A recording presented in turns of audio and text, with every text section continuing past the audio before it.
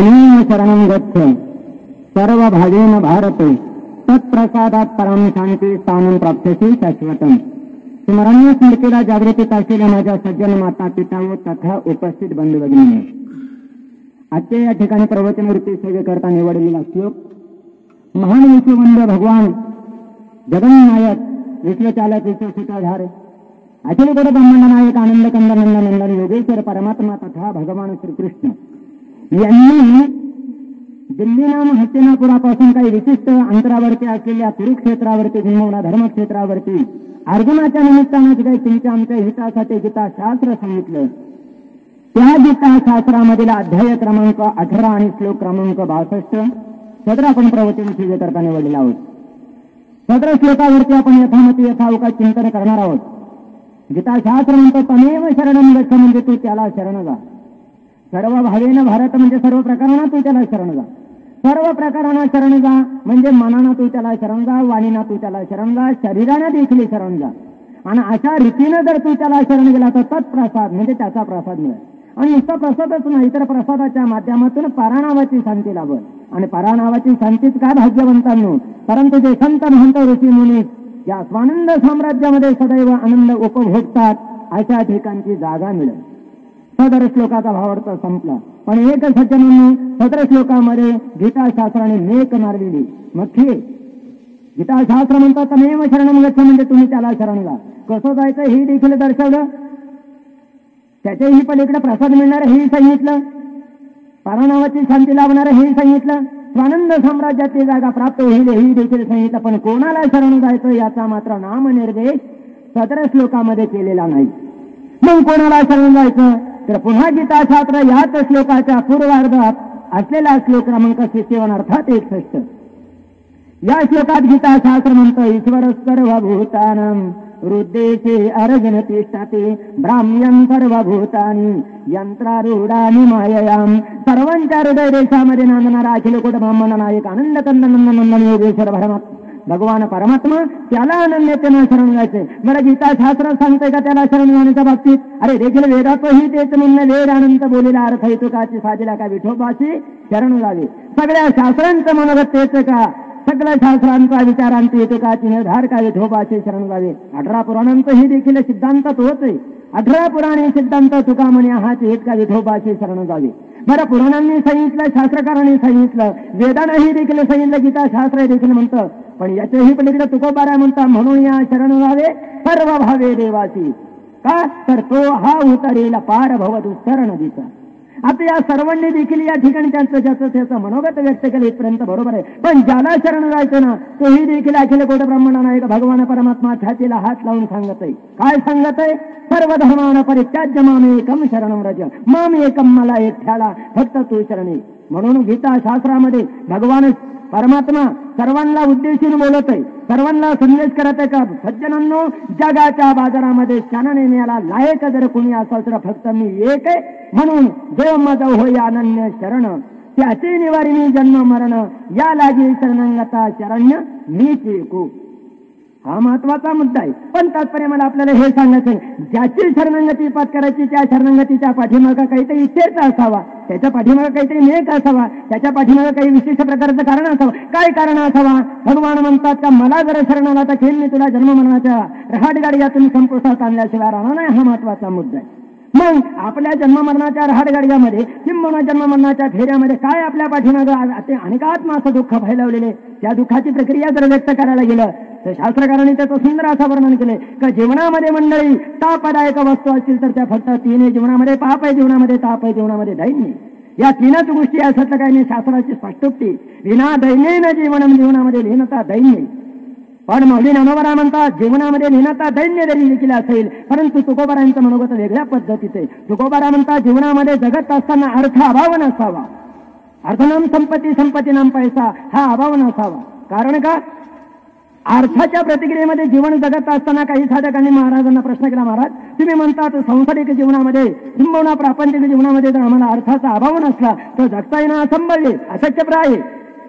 तुकोबारा म्हणतात सज्जनांनो मी तुम्हाला सांसारिक दृष्टिक्षेपामध्ये किंबहुना प्रापंचिकाच्या दृष्टिक्षेपामध्ये अर्थाची मात्र वितरण चित्रण गरज आहे हे बरोबर आहे, परंतु मात्र परमार्थाकरता अर्थाची गरज नाही. याचं नावच हे का परमनाम श्रेष्ठ आणि अर्थनाम विषय. घडलाय काय परिणाम? दैन्या वाचून जीवनाचा उदामाद आहे. म्हणून तुकोबाराय म्हणतात, सज्जनांनो जीवनामध्ये ताप नसावा. ताप नसावा याचा अर्थ त्रास नसावा. त्रास नसावा हे बरोबर आहे, पण त्रासा वाचून कोणीच नाही हे पण बरोबर आहे ना. जीवनामध्ये उपद्व्याप नसावा, उपद्व्याप नसावा हे बरोबर आहे, पण बेगर डोक्याला खुराक नाही असा कुणी आहे का? नाहीतरी कुणी वर बोट करून सांगा का माझ्या डोक्याला मला काहीच खुराक नाही. पाहू ना म्हणून आहेत काही खुराक नाही असा कुणीच नाही. प्रत्येकाच्या डोक्याला खुराक पाप आहे, ताप आहे आणि दैन्य. या तीनच घटनेवरती जीवन अवलंबून आहे का? पुढे तर स्वकीय सिद्धांतांना बोलणारे गीताशास्त्र म्हणतं, जन्म मृत्यू जरा व्याधी दुःख दोषानुदर्शनम. जन्माला येण्याचं दुःख आहे, रोगराईचं दुःख आहे, म्हातारपणाचं दुःख आहे आणि शेवटी चौघांच्या खांद्यावर नांदण्याचं दुःख आहे. ते कोणालाही चुकल्या जात नाही, तिथं प्रत्येकालाच धडपडावं लागतंय. म्हणून झालंय तरी काय? पाप ताप दैन्य 3, जन्ममृत्यू रोग आणि म्हातारपण 4, 4 आणि 3 7. 7 साधनाचं निराकरण करणारी वस्तू जगाच्या वादरात नाहीत का? 7 साधनांचा चुराडा धुराडा करणारं साधन जगाच्या वादरात नाहीत का? तुकोबाराय म्हणतात आहेत ना. तुम्ही त्यांच्या सानिध्यातून जा, ज्या शास्त्रकारांनी दर्शवलेले त्यांच्या माध्यमातून जा. केवळ गीता शास्त्र म्हणतात त्याच्या माध्यमातून जा. निश्चितपणे या 7 साधनांना संपुष्टात आणण्याचा मार्ग त्या गीताशास्त्राने प्रगट केलेला आहे. म्हणूनच गीताशास्त्र तुम्हाला संदेश करतंय का तमेव शरणम गच्छ, म्हणजे तू त्याला शरण जा. हा महत्वाचा मुद्दा. पण शरणागतीचं प्रत्येक माणसाच्या ठिकाणी अंतःकरणामध्ये तो प्राप्त करू शकत नाही. याच्या पाठीमागं काहीतरी विशिष्ट प्रकारचं कारण आहे. मी नेहमी बोलत असतो का शरीर 3 प्रकारचं आहे. 3 प्रकारच्या शरीराच्या ठिकाणी सूक्ष्म स्थूल कारण शरीराच्या ठिकाणी 3 प्रकारच्या शक्ती. त्याला विक्षेप शक्ती म्हणतात, त्याला ज्ञानशक्ती म्हणतात, त्याला आवरण शक्ती म्हणतात. पण विक्षेप आणि ज्ञानशक्तीचा या ठिकाणी आपल्याला विचार नाही करायचा, फक्त करायचा आहे तो आवरण शक्तीचा. आवरण नाम अज्ञान. किती मोठं अज्ञान आहे. अज्ञानाची प्रतिक्रिया जर व्यक्त करायची सहजगत्या मंडळी, मी आपल्याकडे गंमत सांगतो म्हणजे लक्षात येईल आपल्याला. एक व्यक्ती खेड्यातली मुंबईला गेली कुठे असावा? तारदेवला गेली असावी किंवा बॉम्बे सेंटरला गेली असावी. आणि तिथं गेल्यानंतर बॉम्बे सेंटरच्या प्रांगणामध्ये उभं राहिल्याने त्यांनी सुरुवात केली. 1 2 3 4 5 6 7 8 9 10 10 म्हटलं इथपर्यंत बरोबर. पण काय सुरुवात केली? बंगले मोजायला सुरुवात केली. आता बंगले मोजायला सुरुवात केली बरोबर, पण एवढ्यामध्ये रस्त्याने एक गुंडा चाललेला होता. त्या गुंडाला वाटलं हे खेड्यातलंच येडं दिसतंय, याचा अर्थ याची आपल्याला विकेट घ्यायला काही हरकत नाही. म्हणून तो पाठीमागून आला आणि त्या खेड्यातल्या जो अर्थ होता ना त्याच्या डोक्यामध्ये टपटीशी टपका मारून सैन्य काय मूर्खा, काही लाज वाटत नाही मी तुला? सैन्य झालं काय करतोय? सैन्य म्हणे बंगले मोजतोय. अरे तुला मूर्खा कळत नाही का? एका बंगल्याच्या पाठीमागे 1 रुपया टॅक्स आहे. 1 रुपया टॅक्स आहे. किती बंगले मोजले? सैन्य 10. चल 10 रुपये काढ. या खेड्यातल्या येड्याने मात्र 10 रुपये त्याला दिले. त्याला दिल्यानंतर या दोघांची गंमत मात्र एक टॅक्सी ड्रायव्हर टॅक्सीला पाठ लावून ऐकत होता. आता टॅक्सीला पाठ लावून ऐकत असताना त्या गुंड्याने 10 रुपये घेतले आणि हसत निघून गेला. का हसत गेला तो? तुमच्या लक्षात आलं असेल, त्याला वाटलं आपण या खेड्यातल्या येड्याला चुत्या बनवलं म्हणजे मूर्ख ठरवलं. पण तो हसत निघून गेल्यानंतर ज्याने 10 रुपये दिले ना तो खेड्यातला मात्र तो आपला हसायला लागल्यानंतर टॅक्सी ड्रायव्हरच्या डोक्यामध्ये विचार पडला, ज्यांनी त्याला बनवलं, जो बनून गुंडा निघून गेला त्याला 10 रुपये दिले, त्याच्यामुळे तो हसत गेला आणि याच्या 10 रुपयाची नुकसान झाली तर हा पुन्हा डबल हसतो. याच्या पाठीमागचं काहीतरी कारण असावं. म्हणून त्यांनी त्या खेड्यातल्या गाववाल्याला हाक म्हणले, हो गावरे जरा इकडे या. सांगितलं का? अहो मामा तुम्हाला मी असं विचारतो को तुमच्याकडून 10 रुपये नेले ते कशाच नेले? सैन्य बंगले मोजले ना त्याचा टॅक्स दिला. अरे हो मग 10 रुपये देऊन तुला फसवलं, चुत्या बनवलं, याचा अर्थ त्याला 10 रुपये दिले तो मी हसत गेला आणि तुला काय हसलं झालं? सैन्य म्हणे नाही मला नाही चुत्या बनवलं, मी त्याला चुत्या बनवलं. म्हणजे काय चुत्या बनवलं? न 15 मोजले होते पण 10 बंगल्याचे पैसे दिले. हा महत्वाचा मुद्दा आहे. म्हणजे याचं कारण काय? आवरण ना माध्यमातून. मग या आवरण शक्तीला संपुष्टात आणण्याची प्रतिक्रिया एका ज्ञानाच्या माध्यमातून, आणि ते ज्ञान प्राप्त करण्याकरता सज्जनांनो माऊली म्हणतात, ते ज्ञान पैगा बरवे जरी मणी आठी आणावे तरी संता या भाजावे सर्वेश्वेसी. काही साधकांनी माऊली ज्ञानोबरांना गोडपणे प्रश्न केला, माऊली तुम्ही म्हणतात ना संतांना शरण जायचं इथपर्यंत बरोबर, पण कसं जायचं याची आम्हाला जाणीव नाहीये. माऊली म्हणतात, बाबा तनु मनु जीवे चरणाशी लागावे गर्वता करावे दास्य सकळ. कुठल्याही प्रकारचा गर्व न बाळगता त्यांची सेवा करणं. तुकोबारा म्हणता मी त्यांचा दास झालो, त्यांचं मी अंकित झालो, त्यांची मी चरणसेवा साध्य केली. परिणाम घडला काय? तेची माझी हित करीती सकळ का तेने हा गोपाळ किंबहुना शब्दभेद जेने हा गोपाळ कृपा करी. केव्हा संतांची या पाया हा माझा विश्वास, तेव्हा हा महत्वाचा मुद्दा आहे. मग विश्वास जर संतांच्या ठिकाणी आणि देवत्वाच्या ठिकाणी जर ठेवला तर गीताशास्त्र म्हणतं निश्चित त्याचा प्रसाद मिळेल. म्हणून तमेव शरणम गच्छ हा महत्वाचा मुद्दा आहे. मग त्याच्या शरणागतीचं प्रतीक अंतःकरणाच्या ठिकाणी जाणण्याकरता आवरण शक्तीला संपुष्टात आणलं पाहिजे, म्हणजे अज्ञानाला संपुष्टात आणलं पाहिजे. हा महत्वाचा मुद्दा आहे. मग अज्ञान संपुष्टात आणण्याकरता काय करावं लागलं? त्याच्याकरता तुम्हाला संतांकडे जावं लागेल. संतांच्या माध्यमातून किंवा संतांच्या कृपा आशीर्वादाने निश्चितपणाने तुमच्या अंतःकरणामध्ये ज्ञानरूपी सूर्य प्रगट होईल. अज्ञानमतीचा अंधकार दुरावला जाईल आणि एकदा अज्ञानमतीचा अंधकार दुरावला का ज्ञानाची प्रक्रिया मात्र जगाच्या वातावरणामध्ये प्रफुल्लित दिसल, संदिग्ध दृष्टिकोनातून दिसल. हा महत्वाचा मुद्दा आहे. अशी प्रतिक्रिया अंतःकरणाच्या ठिकाणी प्रगट होण्याकरता आवरण शक्तीला संपुष्टात आणावा लागेल. हा महत्वाचा मुद्दा आहे. मग आवरण शक्तीला संपुष्टात आणण्याकरता अंतःकरणाच्या ठिकाणी विचाराची जडणघडण होणं गरजेचे, म्हणजे विचाराची गरज आहे. बरं, नुसत्या विचाराची ही देखील उपयोग नाही, विचाराच्या पाठीमागं धोरणाची गरज आहे. तुम्हाला मी असा प्रश्न केला का पुण्यावरून नाशिकडे किंवा बॉम्बेकडे एखादी इष्टी निघाली, मी त्या इष्टी ड्रायव्हरने विचार केला का आपली जी इष्टी ना ती पुण्यावरून मुंबईला घेऊन जायची इथपर्यंत काय विचार केला? इष्टी घेऊन जायची इथपर्यंत विचार केला, पण कशी न्यायची याचं जर धोरण आखलं नाही परिणाम धोका ना मागशिड नाही. हा महत्वाचा मुद्दा आहे. तसं जीवनामध्ये जगत असताना मौली म्हणतात किंवा गीताशास्त्र म्हणतं जीवनात जगत असताना नुसत्या विचाराला ही देखील किंमत नाही. त्या ज्ञानाला संपादन करण्याकरता त्या परमात्म्याला शरण जाण्याकरता नुसत्या विचाराला किंमत नाही, विचाराच्या पाठीमागं धोरणाची गरज. तात्पर्य काय? त्याच नियमाप्रमाणे जीवनामध्ये जगत असताना नुसत्या विचाराला मूल्य नाही, विचाराला किंमत नाही, विचाराच्या पाठीमागं धोरणाची गरज आहे. आणि ते धोरण अंमलात आणण्याकरता संतांनी जे ज्ञानाची प्रतिक्रिया समाजापुढे प्रेरित केली त्या प्रेरित प्रक्रियेनं जीवनामध्ये त्या ज्ञान संपादन करण्याकरता त्या दयाघन परमात्म्याला शरण जावं लागतं. म्हणून गीता शास्त्र म्हणतं तमेव शरणम गच्छ. हा महत्वाचा मुद्दा, म्हणजे त्याच्या शरणागतीची खऱ्या अर्थानं गरज आहे. मग खऱ्या अर्थानं गरज असताना पण अज्ञानाची प्रतिक्रिया जोपर्यंत संपुष्टात येत नाही तोपर्यंत मुळीच नाही. हा महत्वाचा मुद्दा लक्षात असू द्या. मग अज्ञान संपुष्टात आणण्याकरता काय करावं लागलं? अज्ञानाला परावृत्त करण्याकरता काय करावं लागेल? अज्ञान तरी किती मोठं आहे. मग एक काम करणार, मी एकदा फलटणला जिंती स्टेशनला कार्यक्रमाला जात असताना पुण्याच्या रेल्वे स्टेशनवरती उतरलो. उतरल्यानंतर रेल्वे स्टेशन उतरल्यानंतर प्लॅटफॉर्मला आलो. प्लॅटफॉर्मला आल्यानंतर मी सहज गती उभा असल्यानंतर एका PSI ची अर्थात फुलदाराची गाठ झाली. मी त्याला परिचित, तो मला परिचित. मी फक्त त्याला PSI म्हणून ओळखत होतो, मला एक बुवा म्हणून ओळखत होता. दोघांची गाठभेट झाली, नमस्कार वगैरे झाले, दोघंही बाकड्यावरती बसलो. बसल्यानंतर त्यांनी मला विचारलं का मिस्टर चिंतामण बाबा व्हेर इज गॉड, देव कोठे आहे, असा त्यांनी प्रश्न केल्यानंतर मी त्यांना सांगितलं thanks mister inspector sir, God is my near and God is everywhere. देव माझ्या ठिकाणी आहे आणि देव सर्व ठिकाणी आहे. त्यांनी सांगितलं मुळीच नाही, देवच नाही. मी म्हणायचो देव आहे ते म्हणे देव नाही, मी म्हणे देव आहे ते म्हणे देव नाही, मी म्हणे देव आहे ते म्हणे देव नाही. असा दोघांचा तात्विक वाद चालू असताना त्यांनी सांगितलं देव नाही. मी म्हटलं देव आहे ना, मग दाखवा. म्हटलं चला आता दाखवा म्हटल्यानंतर दाखवायलाच पाहिजे. दोघंही आम्ही त्या रेल्वे स्टेशन कॅन्टीनकडे निघालो. चालता चालता त्यांनी मला विचारलं तुम्ही दूध घेता का? म्हटलं मुळीच नाही, चहा घेत असतो. तू म्हणे मग मी दूध घेत असतो, मला चहा चालत नाही. म्हटलं ठीक आहे आपण दोघंही दूधच घेऊ. आम्ही रेल्वे स्टेशन कॅन्टीनकडे जात असताना मी म्हटलं सर मी आता तुम्हाला देव दाखवणार इथपर्यंत बरोबर, पण देव दाखवण्याच्या अगोदर मी एक तुम्हाला दृष्टांत सांगतो, त्या दृष्टांताच्या माध्यमातून आपण देव आहेत किंवा नाही सिद्ध करा. त्यांनी सांगितलं काही हरकत नाही बाबा बोला. ठरल्याप्रमाणे दोघांनी आम्ही रेल्वे स्टेशन कॅन्टीनमध्ये प्रवेश केला. वेटरला 2 ग्लास दुधाची ऑर्डर दिली. ऑर्डरप्रमाणे वेटरला 2 ग्लास दूध आणलेल्या टेबलावरती ठेवलं आणि इतक्यामध्ये मी त्या PSI ला प्रश्न केला का सर या दुधाच्या जर आपण क्रिया बनवलं तर याच्यापासून काय तयार होईल? त्यांनी सांगितलं ताक, दही, तूप, लोणी जे दुधाचे अन्य पदार्थ असतील ते तयार होतात. मग मी त्यांना सरळ प्रश्न केला मग या दुधामध्ये तूप आहेत का? त्यांनी सांगितलं प्रश्न नाही, दुधामध्ये तूप आहेतच आणि दुधात तूप असणारच. मी म्हटलं मग जर दुधात तूप आहेत ना, टेबलवरती वेटरनं ठेवलेले 2 ग्लास दूध आहे, त्या दुधामध्ये मला तुम्ही तूप दाखवा. त्यावेळेला मात्र त्या PSIनं सांगितलं बाबा जोपर्यंत आपण त्या दुधाची क्रिया करत नाही, मंथन करत नाही तोपर्यंत त्याच्यामध्ये आपल्याला तूप दिसणे इम्पॉसिबल आहे, अशक्य, असंभाव्य.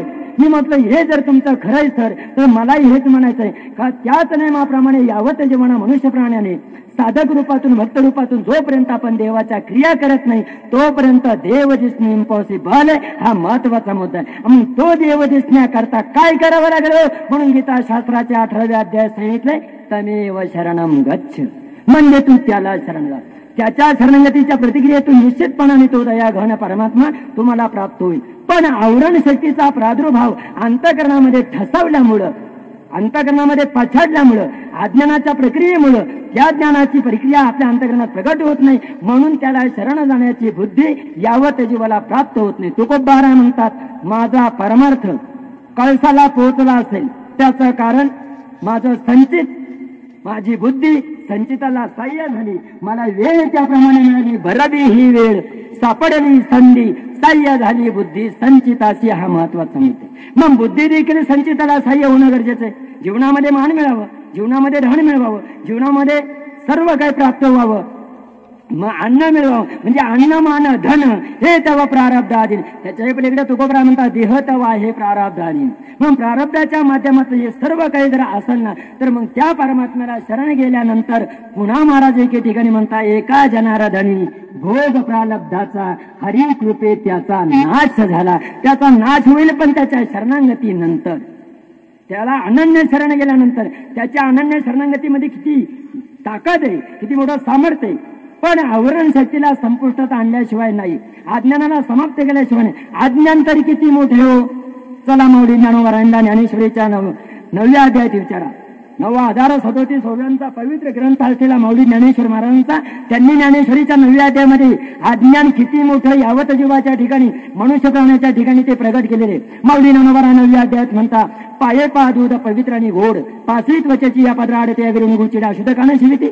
गाईच्या कासाला गुचिडा असावा, त्या गुचिडाला एका पडद्याच्या आत पवित्र अमृतासारखं दूध आहे, दुसऱ्या पडद्याच्या आत नाशिवंत रक्त आहे, तरी पण देखील पवित्र अमृतासारखं असलेलं दूध तो गुचिडा टाकून देतो, नाशिवंत रक्त सेवन करतो. याचं कारण काय? हे त्याचं अज्ञान आहे. मला वाटतं माऊलीला हा दृष्टांत अपुरा पडला. माऊलीला ही ओळी अपुरी पडली. ती पुढच्या ओळीवर बोलतात, का कमलकंदानी दर्दुरी नांदू एकीची घरी परी परागो शेवी जे भ्रमरी रेची फुले चिवरे. एका जागेवरती एका स्थानावरती म्हणजे पाण्यामध्ये कमळाचं फुलं असावं, त्या कमळाच्या फुलाच्या बुडाशी दर्दुरी नाम बेडूक असावं. रात्रंदिवस तो बेडूक त्या कमळाच्या फुलाच्या बुडाशी असताना देखील परिपरागुण सेविजे भ्रमरी, बाहेरून भ्रमण करणारा भोंगा येतून त्याच्यातला मकरंद सेवन करून निघून जातो, आणि बिचाऱ्या बेडकाला मात्र येर चिखुलीची उरे. याचं कारण काय? हे त्याचं अज्ञान आहे. मला वाटतं माऊलीला ही ओळी अपुरी पडली, हाही दृष्टांत अपुरा पडला. माऊली पुढच्या ओळीत बोलतात, का निर्दैवाच्या परिवारी रोह्या रुत्या सहस्त्रवरी तेत वैसून उपवास करी दरिद्रीजे. त्याच नेमाप्रमाणे तुमच्या आमच्या जीवनातली अवस्था झालेली. काय अवस्था झाली? ताईसा हृदयामध्ये मी रामू, असता सर्व सुखाशी आरामू, की भ्रांतीशी कामू विषयावरी. त्याच नेमाप्रमाणे तुमच्या आमच्या हृदयामध्ये सातत्याने नांदणारा तो दयाघनी ईश्वर परमात्मा असताना त्याची जाणीव तुम्ही आम्हाला नाही. तुकोबारा म्हणता, तुझा हे तुझा पाशी परी तू जागा चुकलाशी. नामदेवराय एका ठिकाणी म्हणता, जवळ या असता जगत जेवण कार्य दांडोळी शिवण. जवळच तो परमात्मा ना, सातत्याने अंतःकरणात ना. फक्त परिणाम फरक एवढाच आहे मंडळी. जीवाचं तोंड आहे ते पूर्वेला आहे, शिवाचं तोंड आहे ते पश्चिमेला आहे. पण पश्चिमेला असलेल्या शिवाचं तोंड, पूर्वेला असलेल्या जीवाचं तोंड समोरासमोर म्हणजे 36चा आकडा 63 बनवण्याकरता तमेव शरणम गच्छ, म्हणजे त्याच्या शरणागतीची गरज आहे, त्याच्या अनन्यतेची गरज आहे. त्याच्या अनन्यतेची का गरज? कारण जगाच्या बाजारात भाग्यवंतांना 2च शक्ती आहे, 2च सत्ता, एक ईश्वरी सत्ता आणि एक निसर्ग सत्ता. पण फरक एवढा आहे, निसर्ग सत्तेत आणि ईश्वरी सत्तेत थोडासा तफावत आहे. काय तफावत आहे? शरीराच्या बाहेर पडणारा श्वासोश्वास 24 तासामध्ये मनुष्य प्राणी 21,600 श्वासोश्वास घेत असतो. पण एक लक्षात असू द्या, हा श्वासोश्वास घेत असताना निसर्ग सत्तेचा गुणधर्म आणि ईश्वरी सत्तेचा गुणधर्म मी आपल्या पुढे प्रगट करतो. काय प्रगट करतो? शरीराच्या बाहेर पडणारा श्वासोश्वास हा निसर्ग सत्तेच्या गुणधर्मावरून पडत असतो, आणि बाहेर पडलेला श्वासोश्वास ईश्वरी सत्तेच्या गुणधर्मावरून शरीरात येत असतो. हा मुद्दा लक्षात ठेवा, नाहीतर मग कल्पना करा, शरीराच्या बाहेर पडलेला श्वासोश्वास हा निसर्ग सत्तेच्या गुणधर्मावरून, आणि बाहेर पडलेला श्वासोश्वास तिथं ईश्वरी सत्तेनं लाल सिग्नल दिला तो 2 बांबून 3 टोकर याच्या पलीकडे निर्णय नाही. याला म्हणतात ईश्वरी सत्ता. मग ईश्वरी सत्तेचा फार मोठं सामर्थ्य, त्याच्याही पलीकडे माऊलींना जाऊन विचारा, ईश्वराची सामर्थ्य शक्ती किती मोठी, किती बलवान आहे, किती सामर्थ्यवान आहे. कल्पना करा ना. माऊली ज्ञानोबा म्हणतात, अरे पर्वती बैसता न संदावे, वायूने नवबरी उगे नसावे, वाऱ्याने 1 सेकंद डोळ्याची पापणी लावण्या इतका देखील संप पुकारू नये. ज्या ठिकाणी पर्वतांना बसायला सांगितलंय त्या ठिकाणी त्यांनी यत्किंचित देखील हलू नये. आणि जर ईश्वरी सत्तेनं ठरवलं ना हलायचं, तर त्यावेळेला मात्र गुजरात, अहमदाबाद, भुज अशी अवस्था झाल्याशिवाय राहणार नाही. हा महत्वाचा मुद्दा आहे. नाहीतर आणखीन कल्पना करा ना. चला पुढं. उत्तर भारतातल्या हिमालयाने ठरवलं का संगमनेर मार्गे पुण्यावरून दक्षिण भारतातल्या सह्याद्रीला भेटायला जायचं, तर तुमचा आमचा ठाव ठिकाणं कुठंच आहे, झोपू नको. झाले काय तुला? का पडलाय? म्हणून मला आपल्याला सांगायचं काय माहिती का, दक्षिण भारतातल्या सह्याद्रीला भेटायला गेला की अशी जी झोपतात ना, कायमची झोपल्याशिवाय राहणार नाही. हा महत्वाचा मुद्दा आहे. याच्या करता अरे जागता जगजोगी, जागता जगजोगी, किंबहुना जाग जागो जागती, अशी जी परिस्थिती. जागल्या जो जागला तो जागला, हे लक्षात आलं का आपल्या? मग जागायचंय कशा करता? खाण्यासाठी का? खायचंय कशासाठी? कशासाठी खायचंय? जगण्यासाठी का? मी आपल्याला असा प्रश्न विचारतो, जगण्यासाठी खावं का खाण्यासाठी जगावं? काय मत आहे तुमचं? अहो मी तुम्हाला हे जर नका कळत ना, पुढचं सांगतो. जीवनामध्ये माणसाना गाडी ड्रायव्हरच्याच ताब्यात ठेवावा का ड्रायव्हरनं गाडीच्या ताब्यात असावा, हे नाही होऊन जात का तुम्हाला? जरा पुढे जाऊन सांगतो. माणसाना जीवनामध्ये जगत असताना घरवालीला डोक्यावर घ्यावं का डोक्यात घ्यावं? जर डोक्यात घेतलं तर लोक म्हणतील याचं डोकं फिरलंय, बावलंय. आणि डोक्यावर घेतली तर म्हणतील यांनी बायको डोक्यावर घेतली. म्हणजे तात्पर्य सांगायचं काय, तुकोबारा म्हणतात नाशिवंत देह, मग तुकोबाराच म्हणतात नाशिवंत देह जाणार आहे. आणि एके ठिकाणी म्हणतात पवित्र तो देह वाणी पुण्यवंत. मग देह पवित्र म्हणावा का? नाही. मग देह नाशिवंत म्हणावा का? नाही. अरे नाही ना, जन्मंती शस्त्राणी नाही नंदहती पाहावं का? याला मरण नाही. म्हणजे जीवनाच्या ठिकाणी आत्मा हा वेगळा आहे, शरीर हे वेगळे. नाही तर तुकोबारा त्याच वेळेला म्हणले ते नाशिवंत जीव जाणार सकळ, आयुष्य खातो काळ सावधान. पण ते जीव नाही म्हटले. जीव नाम आत्मा, आत्मा हे परमात्मा, यांच्यात भिन्न भाव नाही. म्हणून त्या ईश्वराची, त्या आत्म्याची, त्या परमात्म्याची सामर्थ्य शक्ती किती. मौली एके ठिकाणी म्हणतात समुद्र रेखाना ओलांडावी आज्ञा माझी. मुंबईच्या चौपाटीला मंडळी फुटभर पाणी वाढलं तर मुंबई कोणत्या कोपऱ्यात पाला सुद्धा राहणार नाही. हा महत्वाचा मुद्दा. तात्पर्य मला सांगायचं काय का, जीवनाच्या ठिकाणी त्या अंतरात्म्याच्या माध्यमातून आवरण शक्तीला जोपर्यंत आपण आकर्षित करत नाही, म्हणून मुंबईच्या चौपाटीला फुटभर पाणी वाढलं तर मुंबई कोणत्या कोपऱ्यात बघायला शिल्लक राहणार नाही. त्याच्या करता ते म्हणतात समुद्र रेखाना ओलांडावी ही आज्ञा माझी. मग माझी आज्ञा ना, मग माझ्या आज्ञेच्या पलीकडे तुला जाता येणं शक्य नाही. कारण का, ईश्वरीची शक्ती फार आगाध आहे, ईश्वरी संकल्प फार अलंगट आहे. अजगर जनवार वरुळा तर आहे त्याचकडे पाये पांडुरंग. त्याच्याही पलीकडे पुढे जा. अरे कोणे केली बाळा दुधाची निर्मिती, आईच्या गर्भात असलेल्या बाळाला आणि त्या आईला दोघांनाही सातत्याने संगत जगवण्याची सामर्थ्य शक्ती ज्याच्यात आहे त्याला ईश्वरी संकल्प म्हणतात, ईश्वरी सत्ता म्हणतात. त्याच्याही पलीकडे पुढे चला. महाराज म्हणतात अरे उष्ण काळ माती फुटे तरवर, चैत्र मास कडक उन्हाळ्यात झाडाला पडलेली फुटावी. कोण त्यांना पाणी घालायला गेलेले, पण ज्यांना त्या पाणी घातलेले. मुंगींच्या घरी नाही अन्न पाणी, मुंग्यांच्या घरी अन्न पाणी पाहायला मिळणार नाही. तयाचे जीवन कोण घाली, त्यांना कोण पोसायलाय. अजगर जनावरात वरवलं तर त्यांना कोण पोसत आहे. त्याच्याही पलीकडे साळुंकी मंजुळ बोलत असे वाणी. तुम्हा आम्हाला सहज करता भगवान तुकोबारा प्रश्न विचारतात, अरे बाबा तुम्ही आम्ही चालतो कशाच्या सत्तेनं, सैला पायाच्या सत्तेनं. तुकोबारा म्हणता पायाच्या सत्तेनं चालायचं असतात तर मड्याला देखील पाया असतात. ते मड सरळ म्हणलं असतं मी असं भूमीमध्ये जातो, तुम्ही पाठीमागून सरपण घेऊन या. हा महत्वाचा मुद्दा. त्याला 4 खांदेकरांची गरज भासली नसती. पण तुकोबारा म्हणतात अरे चाले शरीर कोणाची या सत्ते, कोण बोलविती हरिविना. म्हणूनच महाराज म्हणतात तुम्ही आम्ही बोलतो ना, हे तुमच्या आमच्या जिभेच्या सत्तेमुळे नाही, तुमच्या आमच्या शारीरिक सत्तेमुळे नाही. कारण का, तुम्ही आम्ही जिभेच्या सत्तेनं बोलत असतो, तो मुक्याला देखील जीव असते. म्हणूनच महाराज म्हणतात आपुलिया बळे नाही मी बोलत, सका कृपा वंत वाचा त्याची.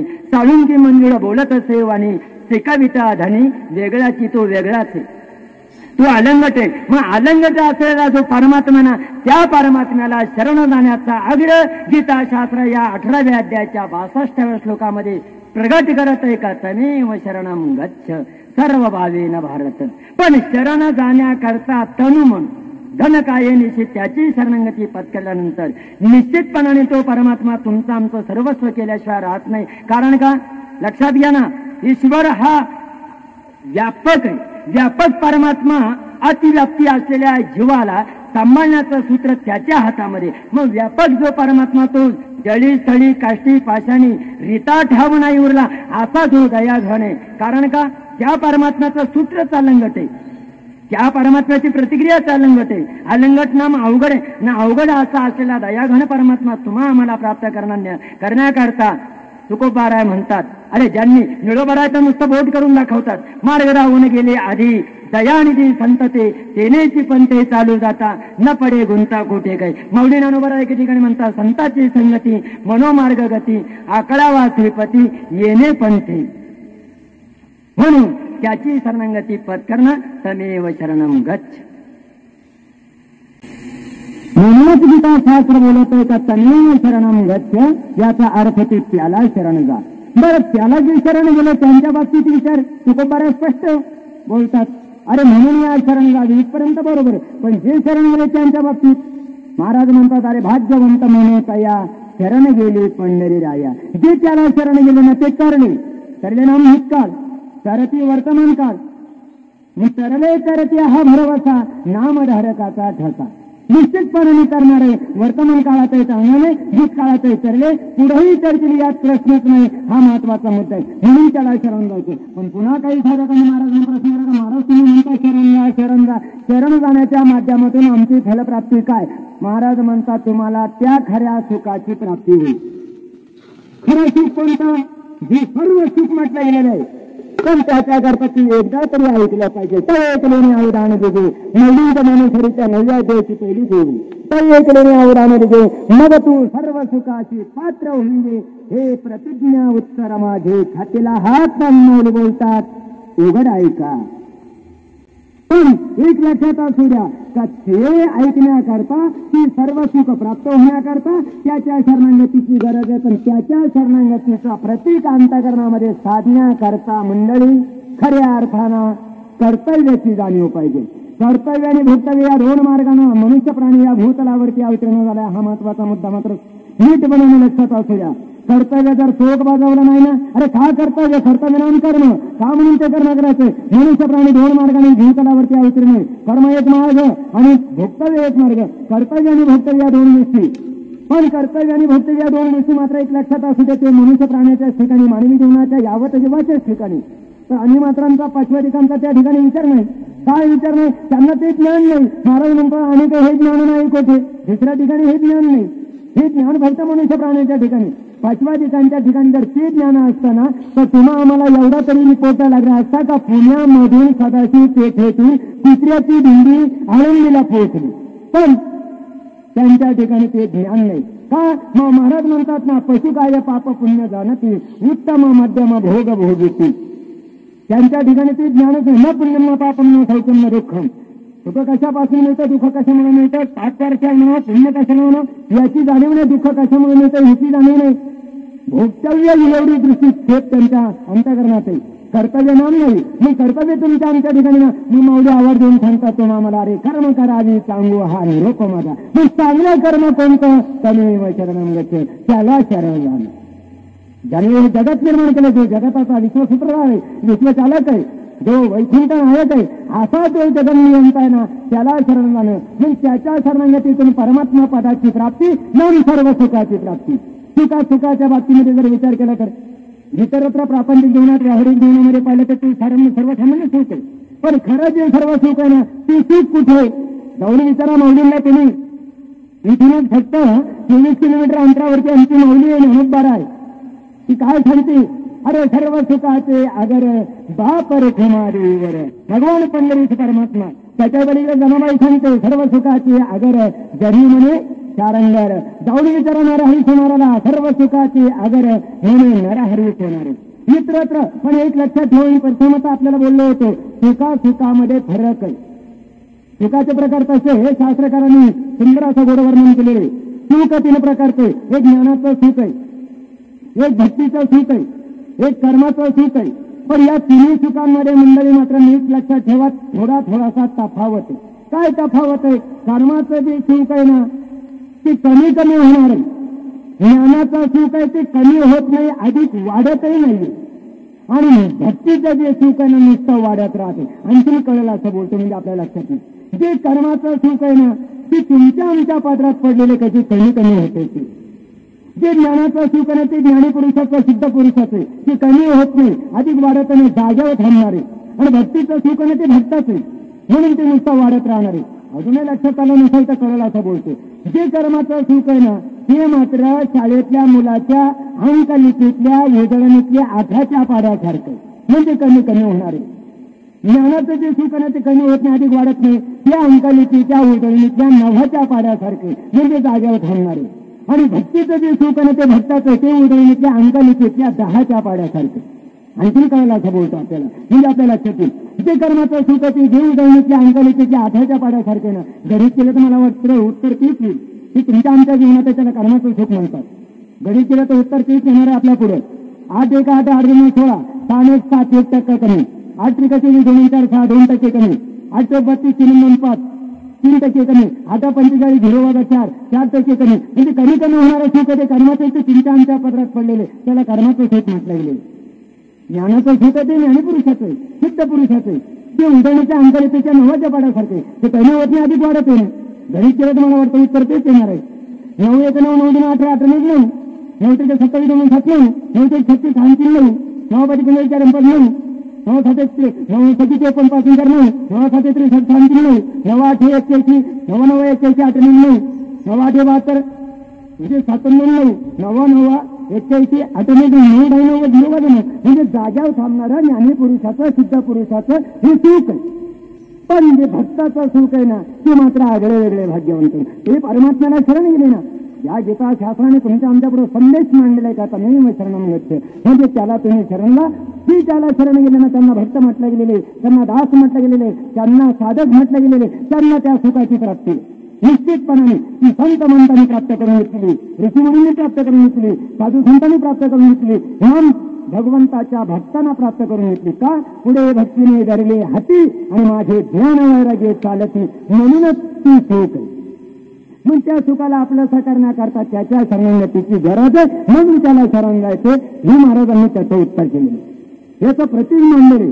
बरं, शरण गेल्यानंतर त्याचं फलप्राप्ती, त्याची फलप्राप्ती नाही. अरे केम त्याने सर्वांचा सांभाळ केलेला आहे. नाथांना जाऊन विचारणार, सकळ जीवांचा करे तो सांभाळ, तुझं मोकलेले ऐकून तुला त्या क्षण मोकलले असं मी तो सर्वांचा सांभाळ. पण त्याच्यात एक थोडंसं आषाढी ठेवते, म्हणजे फरक आहे. काय फरक आहे? त्यातले त्यात तो भक्ताचा अति अप्रतिम सांभाळ करत असतो.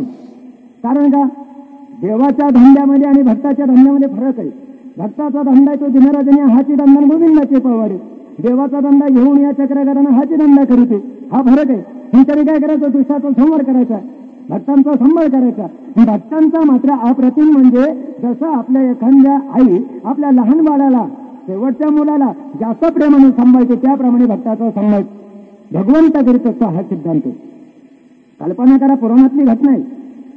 का दयाघन परमात्मा सांभाळ करतो इथपर्यंत बरोबर. पण तेव्हा ज्यावेळेला अनन्य स्नेहंतो माम ए जना पर्युपासते तेषां नित्याभियुक्तानां योगक्षम वहन्यम. अर्जुना, मी त्या भक्ताचा सर्व योगक्षम, म्हणजे सर्व काम करतो, न सांगता करी सर्व कामे. कुठल्याही प्रकारचं निर्देश न करता तो दयाघन परमात्मा त्याचा सांभाळ करतो, म्हणजे नामतो अनन्यतेना त्याला शरण जातो. शरण जाण्याकरता सतत सतत त्याचं तो चिंतन करतो. गीता शास्त्रामध्ये त्याचा संदेश आहे. सर्व भक्ताच्या बाबतीमध्ये जर विचार केला ना, सततम कीर्तयंतो माम यतं तस्य दृढव्रतः, सतत सतत ते चिंतन करतो. त्याच्या चिंतनाकरता त्या दयाघन परमात्म्याला सर्व काम सर्व स्त्री त्याचा सांभाळ करावा लागतो. हा त्यातला सिद्धांत. महाभारताच्या युद्धाला सुरुवात झाली. महाभारताच्या युद्धाला सुरुवात होऊन 10 दिवस झाले. 10व्या दिवशी पितामह भीष्माचार्य यांच्याकडे धावपळ करत दुर्योधन गेलेला, रागाच्या आवेशात गेला. आणि रागाच्या आवेशात गेलेला दुर्योधन त्या पितामह भीष्माचार्यांना काय म्हणत आहे? पितामह, ज्याचं अन्न खातात त्याची तुम्हाला लाज देखील वाटत नाही. हे शब्द दुर्योधनाच्या मुखातून पितामह भीष्माचार्यांनी ऐकल्यानंतर ठीकपणे समोर असलेल्या पितामह भीष्माचार्य त्या दुर्योधनाकडे बघत आहे. दुर्योधना, झालंच तरी काय? पुन्हा विचारता झालंच काय? 1 लाख सैन्यांचा वाटोळं त्या पांडवांना केली, याची तुम्हाला खबर नाही? याची तुम्हाला काळजी नाही? हे शब्द दुर्योधनाच्या मुखातून ऐकल्याबरोबर तळच्या मस्तकाला पितामह भीष्माचार्यांची पोहोचली. क्रोधाग्नी भडकलेला आहे, लाल भुन्न डोळे गेलेले, आणि रागाच्या आदेशात पितामह भीष्माचार्य काय म्हणत आहे? दुर्योधना, आल्या पावली पुन्हा माघारी जा. उद्या सकाळी सूर्योदय होता क्षणी सूर्योदयापासून तर सूर्य माळवेपर्यंत सूर्यास्त होईपर्यंत निष्पांडवी पृथ्वी करीन तरच नावाचा पितामह भीष्माचार्य म्हणून सांगेल नाम भीष्म प्रतिज्ञा. असं ऐकल्यानंतर दुर्योधनाला आनंद झालेला आहे. त्याचा आनंद अत्यानंद गगनात माविना सोडलेला आहे. मागच्या पाऊली आनंदाना दुर्योधन घरी निघून गेलेला आहे. राजमहालात निघून गेलेला आहे. दिवस माळवला. इकडे मात्र पांडवांना रिपोर्ट कळला का पितामह भीष्माचार्याने अशा विशिष्ट प्रकाराची प्रतिज्ञा केलेली, त्याला भीष्म प्रतिज्ञा असं म्हटलं गेलेले. पांडव घरामध्ये घुसलेले, गुडघ्यामध्ये डोके घातलेले, घराघरा रडत आहे, सुंदन सुंदन रडत आहे. अश्रूच्या धारा जमिनीवरती टप टप गळत आहे. त्याच वेळेला उजव्या बाजूला कुंतीमा साहेब शेजारी अधिमाया शक्ती जगन्माता द्रौपदी बसलेली. डाव्या बाजूला अखिल गोड ब्रह्मांड नायक आनंद कंद नंदन योगेश्वर परमात्मा तथा भगवान श्रीकृष्ण उपस्थित आहे. आणि त्याच वेळेला तुमच्या आई साहेब त्या भगवान कृष्णाची विनंती करते, कृष्णा माझ्या लेकरांना जीवधान दे. तूच एक आमचा वाली, जगाच्या बाजारात माझ्या लेकरांना कुणीची वाली नाही. कृष्णा माझ्या लेकरांना सांभाळ. त्यावेळेला भगवान श्रीकृष्ण परमात्मा उठून वगैरे सांगितलं, पांडवांनो मी तुम्हाला वाचवतो, पण सज्जनांनी एक लक्षात ठेवा, व्यवहारात बोलताना पण आणि परंतु तर आणि नंतर हे 4 शब्द आले तर समजून घ्यावा अडचण आहे. पण काय पितामह भीष्माचार्यांनी केलेली प्रतिज्ञा ही ब्रह्मादिकालाही खोटी करता येणं असंभाव्य, त्याच्यामुळं भरोसा नाही. पुन्हा पांडवटा थोडासा रडायला लागलेले. तारकंदीची आई साहेब द्रौपदी उठलेले. अखिल गोड ब्रह्मांड नायक भगवान श्रीकृष्ण परमात्मा यांच्या चरणनिंदावरती नतमस्तक झाले. सांगितलं, बंधुराजा माझ्या पतिदेवांना अर्थात तुझ्या सोऱ्यांना माझ्या कुंकवाचा आहे पण जागृतीचा असू दे. माझ्या पतिदेवांना तुझ्या सोऱ्यांना जीवदान दे.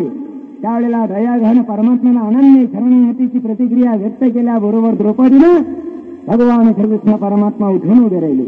सांगितलं, द्रौपदी ताई एक लक्षात ठेव, निश्चितपणाने मी पांडवांना वाचवणार, पांडवांना मी तुम्हाला वाचवणार. पण पुन्हा दुसरा पण आलेला. पण काय, आज रात्री 3:30 वाजता तुमची बायको माझ्या स्वाधीन करा. वाक्य कोणाचं आहे? अखिल गोड ब्रह्मांड नायक परमात्म्याचा. पांडवांनी आनंदाने सांगितला, प्रभू काही हरकत नाही. दिवस माळवला. रात्र घटाघटा जाऊ लागली. पहाटेचे 3:30 वाजले आणि त्याच वेळेला पांडवांनी आपली स्वपत्नी द्रौपदी बरोबर घेतली आणि अखिल गोड ब्रह्मांड नायक भगवान श्रीकृष्ण परमात्मा यांच्या जवळ जाऊन स्वाधीन केली. मागच्या पाऊली पुन्हा ते माघारी निघून आले. भगवान श्रीकृष्ण परमात्मा मोठ्या कौतुकाच्या भाषेत म्हणतात, ताई द्रौपदी आली तू? सांगितलं, हो दादा.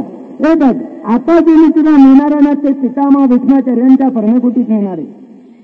पण तिथं नेल्यानंतर तू एक लक्षात असू दे, दुहीचा पदर सवारायचा, हातातल्या बांगड्या मागं करायच्या, तोंडातून बरा शब्द न काढता संतपणे पावलं टाकत जायचे आणि ज्या ठिकाणी पितामह भीष्माचार्य बसले असतील त्या ठिकाणी जाऊन त्यांच्या चरणविंदावरती नतमस्तक व्हायचं आणि पितामह भीष्माचार्य काय आशीर्वाद देतात याची खबर घ्यायची.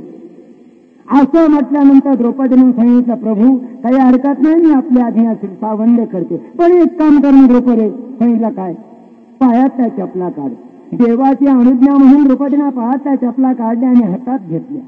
हातात घेतल्याबरोबर भगवंताने काय केलं मंडळी, द्रौपदीच्या हातात त्या चपला हिसकावून घेतल्या आणि आपल्या अंगावरती असलेला अमोल किमतीचा पितांबर त्या पितांबरामध्ये त्या चपला गुंडाळल्या, बागलामध्ये भरल्या. द्रौपदीला सांगितलं, द्रौपदी दैत खांद्यावरती, ताई दैत खांद्यावरती. अरे एवढं कशासाठी आहे? तो परमात्मा करतो. याच्या पाठीमागा विशिष्ट प्रकारचं कारण आहे.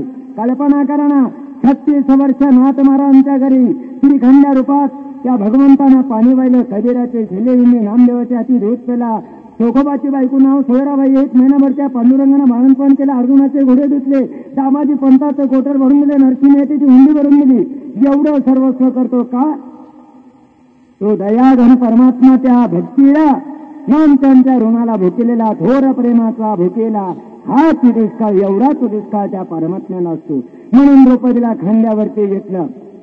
घराच्या बाहेर, दरवाजाच्या बाहेर पाऊल टाकलेला. आकाशात काळा कुट्टा अंधार झालेला आहे. डोळ्यात बोट हाताने देखील दिसत नाही, पण तो भगवान त्याला काय म्हणून दिसणार नाही.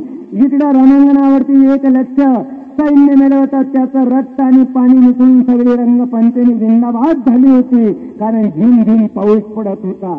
तरी भगवान परमात्मा त्या द्रौपदीला खांद्यावरती घेऊन धपा धपा पाऊलं टाकत पितामह भीष्माचार्य यांच्या पर्णकुटी समोर गेलेले. पर्णकुटी समोर गेल्यानंतर पितामह भीष्माचार्यांच्या पर्णकुटी समोर गेल्याबरोबर भगवान श्रीकृष्ण परमात्म्याने द्रौपदी ताईला खाली उतरवलेले. खाली उतरवल्यानंतर समोर असलेला वस्वस्थ म्हणजे पिंपळाचं झाड, त्या पिंपळाच्या झाडाच्या बुंद्याला पाठ लावून भगवान उभे राहिलेले. भगवान उभे राहिल्यानंतर पण भगवान मंडळी नाराज आहे. का नाराज आहे? प्रभूला वाटलं आपली पॅनेल येते का नाही, आपली खुर्ची येते का नाही, आपल्या नावाला कलंकित होतो काय, या विचाराने भगवान परमात्मा कांडवलेले, निर्मित झालेले. कारण पितामह भीष्माचार्य काय आशीर्वाद देतील आणि काय नाही हाच प्रश्न भगवंताच्या पुढे पडलेला आहे. पण इकडं पर्णकुटीमध्ये पितामह भीष्माचार्य काय करत बसले होते? एक मेंढीकोट खेळत बसले होते. निवृत्ती आव्हाड, कल्पना करा, संगीत नाहीये, हे प्रवचन कीर्तन नाहीये, ही खऱ्या अर्थाची भक्ती, खऱ्या अर्थाची शरणागती. आणि म्हणूनच त्या भगवंताला एवढं करावं लागलं. हा महत्वाचा मुद्दा आहे. नाहीतर आपल्याला संगीत बारीने आपली केलंपणा करता करता अंग राहिलं नाही, हा महत्वाचा मुद्दा आहे. सांगायचं तात्पर्य हा विनोदाचा भाग सोडून द्या, पण एक लक्षात ठेवा, पितामह भीष्माचार्य काय करत होते. ज्या द्रौपदीला ज्या दयाघन परमात्म्याने उचलून आणलं होतं, त्याच परमात्म्याचं ते गुणगान गात होते. भजे व्रजे कमंडनम समस्त पाप खंडनम सुभक्त चित्तरंजनम सदैव नंदनंदनम विनाद वेणुहस्तकम सुपुच्छ पुच्छ मस्तकम नमामि कृष्ण नागरम सदैव नंदनंदनम. अर्थात श्रीकृष्ण गोविंद हरे मुरारे ये नाथ नारायण वासुदेव, ये नाथ नारायण वासुदेव, ये नाथ नारायण वासुदेव. असं करता करता पितामह भीष्माचार्यांना समाधिस्थ ब्रह्मानंदे लागली टाळी, कोण देहाते सांभाळी, अशी पितामह भीष्माचार्यांची अवस्था झालेली. बाहेर असलेल्या दरवाजाच्या पुढे आदिमाया शक्ती जगन्माता द्रौपदीनं देवीचा पदर सवरला, हातातल्या बांगड्या मागं केल्या, तोंडातून ब्राह्मण शब्द काढता संतपणे पावलं टाकत चाललेली. आणि ज्या ठिकाणी पितामह भीष्माचार्य बसले होते तिथं जाऊन त्यांच्या चरणविंदावरती नतमस्तक झाली, प्रणाम केलेला आहे. इतक्यात काय घडलं मंडळी? खाडकंदेशी बांगडीचा आवाज झाला. बांगडीचा आवाज होता क्षणी आकाशामध्ये वीज कडकडावं, एखादा कडा कोसळावं. त्याचप्रमाणे पितामह भीष्माचार्य खाडकंदेशी समाधीतून उत्थान झाले, जागृताचारी. सांगितलं, द्रौपदी अष्टपुत्र सौभाग्यवती भव. भव म्हटल्यानंतर द्रौपदी ताईनं अर्थ स्वरूपातून चिंताळी फोडली. मामंजी, पितामह दिलेला आशीर्वाद हा चालू जन्मातला का पुढच्या जन्मातला? कारण इतक्यात तुम्ही अष्टपुत्र सौभाग्यवती भव म्हणतात. रात्रीच केलेला प्रतिज्ञा तुमची का सूर्यास्त होईपर्यंत निष्पांडवी पृथ्वी करीन.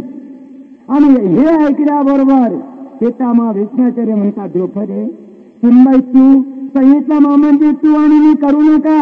दिलेला आशीर्वाद चालू जन्माचा का पुढच्या जन्माचा? पितामह भीष्माचार्य म्हणतात, सुनबाई तथा द्रौपदी, दिलेला आशीर्वाद हा चालूच जन्माचा, पण तुला या ठिकाणी कोणी आणलं का तुझे पाय देखील चिखलाने भरलेले नाही. त्यावेळेला पूर्वात सूचना भगवंताने केलेली होती, जर विचारलं तुला कोणी तर माझ्या गाडीने आणलं म्हणून सांग उचलून. आणि त्याच वेळेला कौतुकाच्या भाषेमध्ये आईसाई द्रौपदी काय म्हणत आहे, पितामह म्हणजे मला ना माझ्या गाड्याने अलगदपणे उचलून आणलं, त्याच्यामुळे माझे पाय सुद्धा भरलेले नाही. त्याच वेळेला पितामह भीष्माचार्य म्हणतात, द्रौपदी अगं तुझा गडी कोण मी ओळखला, भीष्मपणे केला खरा. भीष्मपण खरा करण्याकरता त्या अर्जुनाला सांभाळलं, धनुर्धरा रथ केल्या. हा महत्वाचा मुद्दा आहे. मग एकीकडे धनुर्धराचं रक्षण केलं, भक्ताचं रक्षण केलं, एकीकडे पितामह भीष्माचार्यांची देखील प्रतिज्ञा खरी केली. तात्पर्य मला सांगायचं का, हे सर्वस्व करण्याच्या पाठीमागचा इत्यर्थ काय? म्हणून गीता शास्त्र म्हणतं तमेव शरणं गच्छ. त्याच्या शरणागतीची भूमिका अंतःकरणाच्या ठिकाणी सातत्याने बाळगल्यानंतर तो दया घन परमात्मा तुमच्या आमच्यावरती कृपावलोकन केल्याशिवाय राहणार नाही. याच्या करता खऱ्या अर्थाने कर्तव्य पार पाडलं पाहिजे, कर्तव्याच्या माध्यमातून गेलं पाहिजे. कर्तव्य नाम काय? कर्तव्याची प्रतिक्रिया अंतःकरणामध्ये का बाळगायची? त्याच्या पाठीमागच्या विशिष्ट प्रकारचं काही कारण असेल ना, नाहीतरी अज्ञाता आवरण शक्तीच्या माध्यमातून ती भूमिका आपल्याला अंतःकरणात जाणता येत नाही का? आवरण शक्तीचं दडपण अंतःकरणावरती आलेलं असतं. आवरण नाम अज्ञानत्व, आणि अज्ञानत्वामुळे त्या परमात्म्याला शरण जाण्याची भूमिका आपल्या अंतःकरणाच्या ठिकाणी प्रगट होत नाही. हा महत्वाचा मुद्दा आहे. मग अशा त्या परमात्म्याची भूमिका जाणण्याकरता जे सातत्याने त्यांच्या माध्यमात गेलेले, उदाहरणार्थ कल्पना करा, अरे आमचं पवित्र महान ज्यांनी परमार्थाचा कळस केला असे संत सम्राट देहुणवासी तुकोबा राय हे सातत्याने भंडारा डोंगरावरती अखिलकोट ब्राह्मण नायकाचं चिंतन करण्याकरता जात होते. आणि ते चिंतन भंडारा डोंगरावरती, अर्थात त्यांची चिंतन करण्याची जागा भामचंद्रा डोंगर, भंडारा डोंगर, आणि ज्या देऊगावातून जायचे त्या ठिकाणी रस्ता फुटत होता, वाटा फुटत होत्या. जिजाबाई 11 वाजता 12 वाजता भाकर घेऊन जायची, न्यायरी घेऊन जायची होती. पण भाकर कुठली ठिकाणी न्यावं, कोणीकडे न्यावं हा प्रश्न उद्भवायचा. पण त्याच वेळेला मात्र लक्षात ठेवा, जिजाबाईच्या रस्ता फुटणाऱ्या त्या फाट्यावरती गेल्यानंतर जमिनीला कान लावून ऐकायची का ज्या पावलावरती विठ्ठल विठ्ठल म्हणून ढोरी निघाल तो माझ्या पतीचा पाऊल पडलेला त्याच रस्त्यानं निहारी नाम तुकोबारायांच्या जेवणाचा डबा घेऊन जात होते. म्हणजे ज्यांच्या चरणराजाच्या पावलावरती भगवंताचं चिंतन करण्याचं सामर्थ्य त्यांच्या करताच्या भगवंताने काय करू नये, काय करू शकत नाही. अरे सगळंच करी, सगळंच तरी काय करील? सर्वस्व करण्याची ताकद त्या दयाघन परमात्म्यात आहे. तो सामर्थ्यवान आहे. त्याला ईश्वरी संकल्प म्हणतात, त्याला ईश्वरी सत्य सक्रिय भूमिका म्हणतात. संदिग्धपणे तो सातत्याने त्या भक्तांची सेवा करत असतो. पण तो भक्त मात्र कसा असावा? गीता शास्त्राच्या 12व्या अध्यायामध्ये त्याची प्रखरता मांडली. अनपेक्ष सुचिर रक्ष उरासुरो गतम यथा सर्वारंभी परित्यागी योमत भक्त्या समित्रिया. अशी तुकोबार आहे. ज्या भंडारा डोंगरावरती चिंतन करत होते, दगडाचे टाळ, पवित्र अमृताची वाणी आणि त्या तुकोबाची गोड वाणी, पांडुरंगाचं चिंतन, अभंगवाणीची, आणि ती अभंगवाणी चालू असताना एके दिवशी मात्र कुडुंबऱ्याचा संताजी महाराज जगनाडे नावाचा एक ग्रस्त गायी होण्याकरता गेलेला होता. कुणातरी एका महान भक्ताची सुंदराची गोड अभंगवाणी होती म्हणून गायी डोंगराला लावल्या. तिथं गेला, जवळ बसला तुकोबारांच्या समोर. दररोज तो बसायला लागला, त्याला आनंद वाटू लागला, त्याच्यामध्ये तो दंग होऊ लागला. आणि त्याच वेळेला मात्र घडलंय काय? तुकाराम महाराजांनी डोळे उघडले. उघडल्यानंतर पाहिलं, काय नाव आपलं? सांगितलं संताजी जगनाडे सिडुंबराचं. काय काम करतो? सईला गाई ओळण्याचं. मग बाबा एक काम कर, तुला गोड वाटतं नाही? सांगितलं सर्व मला गोड वाटतं महाराज, पण माझी एक अपेक्षा आहे का मला आपला शिष्य करून घ्यावं, मला परमार्थाच्या मार्गाला लावावं. आणि म्हणूनच परमार्थाच्या मार्गाला लागण्याकरता मी आपल्याला अनन्यतेने शरण आहे. आणि जीवनामध्ये मंडळी एक लक्षात ठेवा, एक संतांना शरण जावं आणि दुसरं देवाला शरण जावं. पण देवाला शरण जाण्याच्या अगोदर संताला शरण जावं हा शास्त्र सिद्धांत आहे. संताची आरते आणि देवाची परते. आधी संतांना संतांना का आधी शरण जावं? तर ते मार्ग दाखवतात. तुकोबाराय म्हणतात, तुका म्हणे तुम्ही चला याची वाटे, भवसेने भेटे किंबहुना भरोसेने भेटे पांडुरंग.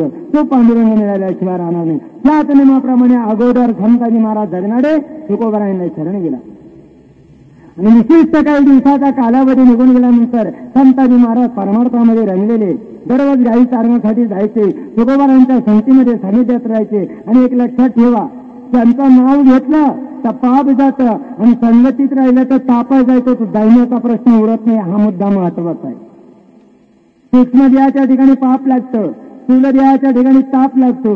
आणि कारण देहाच्या ठिकाणी अज्ञान लागतं. म्हणून कारण देहाच्या ठिकाणी अज्ञान हे ताबडतोब जातं, पण ताप गेल्यानंतर अज्ञान जातं हा शास्त्र सिद्धांत आहे. म्हणून त्याच्याकरता त्यांच्या संगतीत जावं हा महत्वाचा मुद्दा आहे.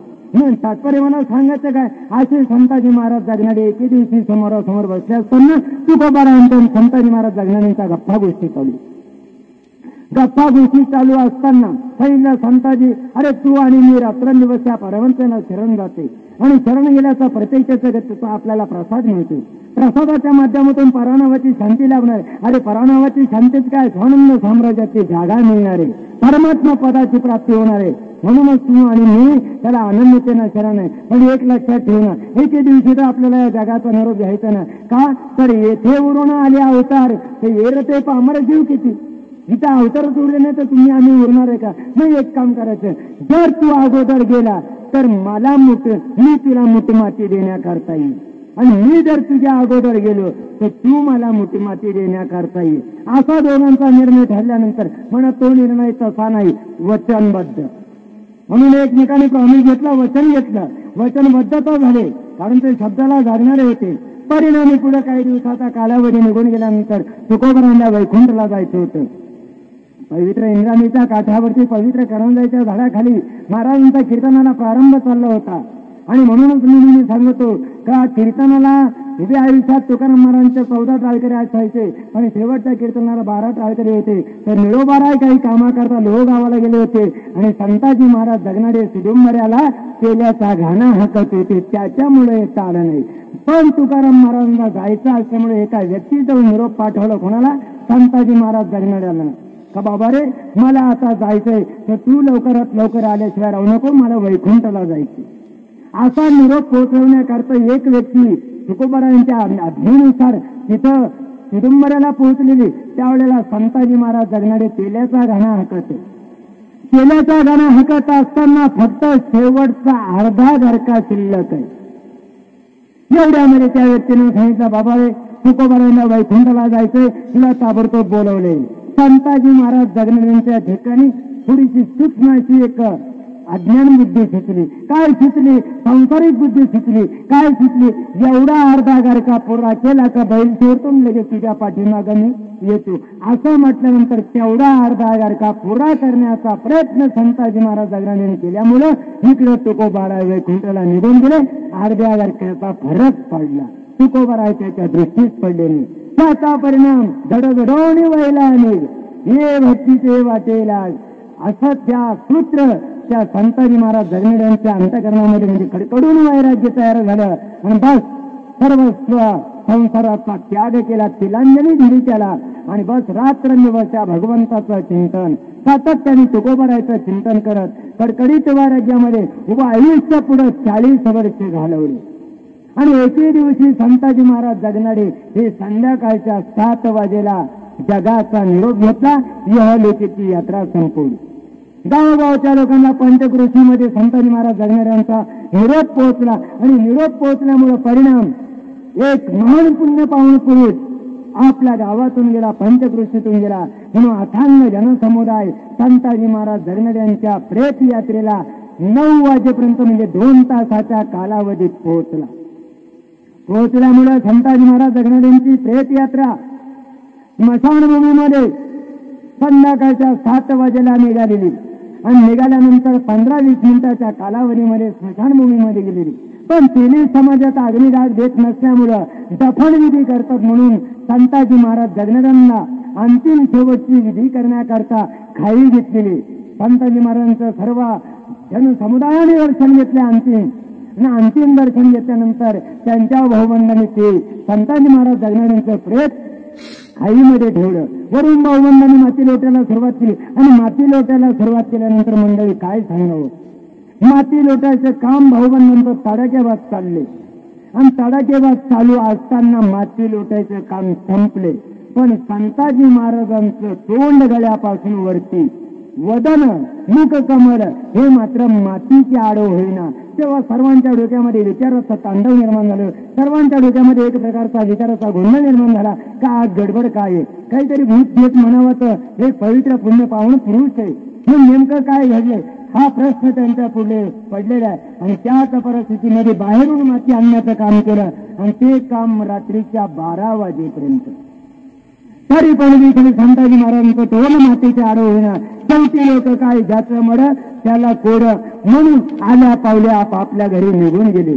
पण ज्याचं मड त्याला कोडा हा प्रश्न आहे. म्हणून संताजी महाराज जगनाड्यांचा एकच वाणिकिनीचा मुलगा त्याचा चिरंजीव नाम त्याचा बाळाजी जगनाडे.